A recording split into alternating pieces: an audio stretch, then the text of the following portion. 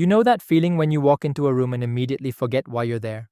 Or when you meet someone new, shake their hand, and 2 seconds later, their name is gone. It's frustrating, right? And the worst part? It doesn't matter if it's something small like a grocery list or something important like an exam. Our brain just refuses to hold on to information when we need it the most. But here's the thing. Forgetting isn't just an accident. It's a design flaw. Or, depending on how you look at it, a feature. Our brain isn't built to remember everything. It's built to remember what matters. And that's the secret. If you know how to make information matter to your brain, you can remember anything. Today, I'm going to show you how. Back in 1885, a German psychologist named Hermann Ebbinghaus ran an experiment on himself. He spent hours memorizing random syllables and then tested how long he could remember them. The result? Something called the forgetting curve. It turns out that we forget most of what we learn within a few hours. After a day, we remember only about 30%. After a week, less than 10%. That sounds depressing, but it actually tells us something useful. Memory isn't about intelligence. It's about strategy. Your brain doesn't forget because it's weak. It forgets because it's designed to clear out what it doesn't need. But if you give it the right signals, it will hold on to the things that matter. So how do we do that? Let me tell you a story. A few years ago, I was struggling to remember things. Important dates, new concepts, even the books I had read. I'd spend hours studying, only to blank out when it actually mattered. Then one day, I came across something interesting. A study by neuroscientist Robert Bjork. He found that forgetting isn't actually a failure. It's part of learning. The more effort your brain puts into retrieving information, the stronger that memory becomes. So I tried something different. Instead of just reading my notes over and over, I started testing myself. I'd close the book and try to recall everything I had just read. At first, it was hard. But over time, I noticed something weird. The harder it was to recall, the better I remembered it later. This is called active recall, and it changed everything for me. Most people try to remember things by rereading or highlighting. But here's the problem. Those methods make information familiar, not memorable. Think about it. If I showed you a random number every day, you'd recognize it. But would you be able to recall it from memory? Probably not. Recognition is easy. Recall is hard. That's why active recall is so powerful.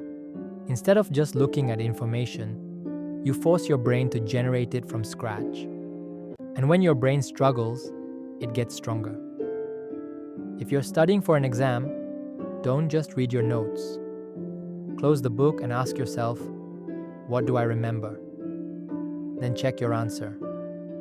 If you get it wrong, try again later. This forces your brain to actively retrieve information, making the memory stronger. But there's a catch. One session of active recall isn't enough. That's where spaced repetition comes in. Imagine planting a seed. If you water it once and never touch it again, it dies.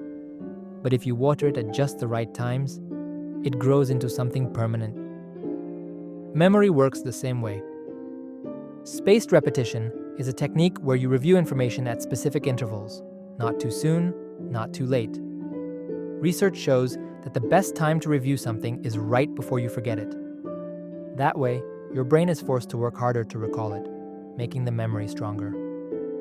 This is why apps like Anki and Quizlet work so well.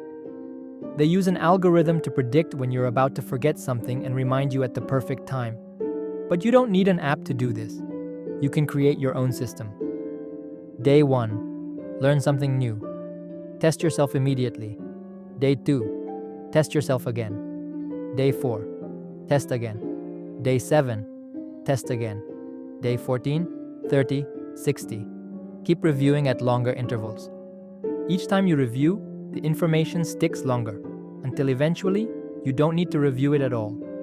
It just becomes part of your memory. If you've ever watched a memory competition, you've seen people memorize hundreds of numbers or words in minutes. But they're not special. They're just using a trick called the memory palace. This method dates back to ancient Greece. It works like this. Imagine a place you know really well. Your house, for example. Now place the things you want to remember in different spots around the house. Let's say you need to remember a grocery list: eggs, milk, bread. You'd picture walking through your front door and seeing a giant egg cracking open on the floor. Then, in the kitchen, you'd see a river of milk flowing from the sink. In the living room, the couch is made of bread. Sounds ridiculous, right? But that's the point. Our brain remembers images and locations better than abstract facts. So by turning information into visual stories, you make it stick. This is how memory champions remember long sequences of numbers, but it works for everyday things too. Speeches, presentations, even people's names. We've all been there. You meet someone, shake their hand, and 5 seconds later, what was their name again? It's not your fault. Names are abstract, and our brain doesn't like abstract information. But there's an easy fix. Turn names into pictures. Let's say you meet someone named Jack. You imagine a giant jack-in-the-box popping out of their head. If their name is Lily, picture a lily flower growing on their shoulder. It sounds silly, but it works. And once you practice this, remembering names will feel effortless. At the end of the day, memory isn't about being born with a good brain. It's about knowing how to use your brain the right way. Forget passive studying. Forget highlighting. Forget rereading.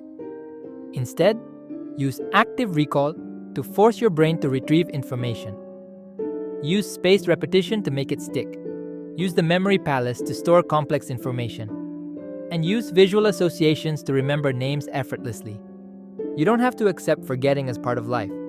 You can train your brain to hold on to anything that matters to you. The only question is, are you willing to start today?